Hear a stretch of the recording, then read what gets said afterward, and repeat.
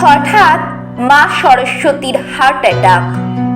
কলমে বিধানচন্দ্র হালদার, কণ্ঠে শ্রাবণী চ্যাটার্জি।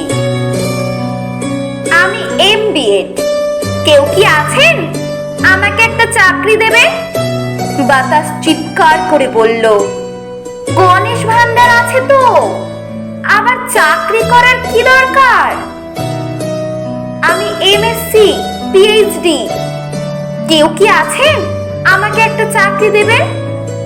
নদী ফিস ফিস করে বলে উঠল, পেঁচা ভান্ডার আছে তো, আবার চাকরি করার কি দরকার? যত ডিগ্রি আছে সব ডিগ্রি আমার কাছে, কেউ কি আছেন? আমাকে একটা চাকরি দেবেন?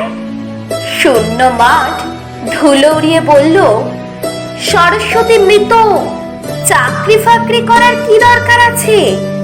বাড়িতে বসে থাকুন, সমস্ত ভান্ডার উপচে দেব। হাত পেতে যদি এত ভিক্ষের ভান্ডার নেব, তাহলে এত আমার জ্ঞানের ভান্ডার বাড়ালাম কেন? যজ্ঞের ঘোড়া পাশ থেকে চিৎকার করে বলে, রাখো তোমার লক্ষ্মীর শ্রী, আমি সরস্বতীর শ্রী চাই। বটগাছ মাথা নেড়ে নেড়ে বলল, তোমাকে যে কোনো না কোনো শ্রী নিতেই হবে, কেননা এই স্ত্রী যে তোমাকে মগ ডালে বসিয়েছে।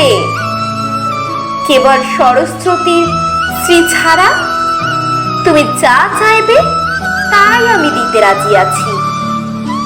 এই কথা শোনার পর সরস্বতীর হার্ট অ্যাটাক, সরস্বতী মৃত। একটু ভেবে দেখুন, সরস্বতীকে পায়ে মারিয়ে যেন তেন প্রকারে লক্ষ্মীর আঁচল ধরে টানাটানি করে কি লাভ? নিজের পায়ে নিজেরা কুরুল মারছি না তো? যে ডালে দোল খাচ্ছি সেই ডাল কেটে ফেলছি না তো?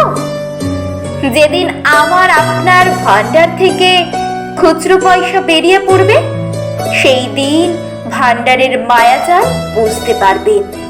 কারণ আমার আপনার সন্তান ভান্ডারের ভেতর মুখ ঢুকিয়ে মুখ দিয়ে রক্ত বের করছে।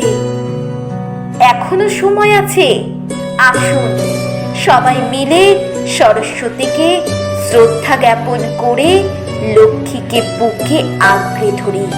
নইলে তোমার আমার জীবন সূর্য পশ্চিম আকাশে চিরতরে চোরাবালিতে আটকে পরম্পরা।